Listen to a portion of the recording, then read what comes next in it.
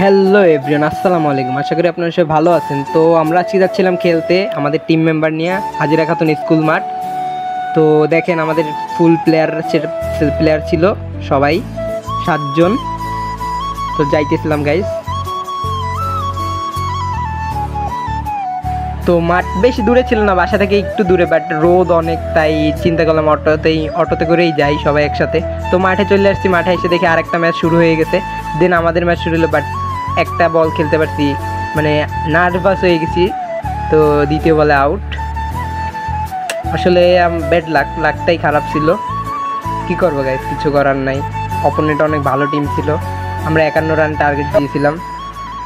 তো লাস্টে ওভার করছিলাম, তো ওভারে 6 রান খেয়েছি, তিনটা নো জন্য, আর হইলো একটা 4 আর 2টা সিঙ্গেল।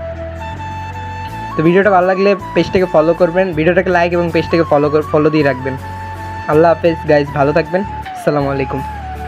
টার্গেটে ব্যাটিং এ নিবরাজের টিম। বল বলিং ভাইয়া, বলিং।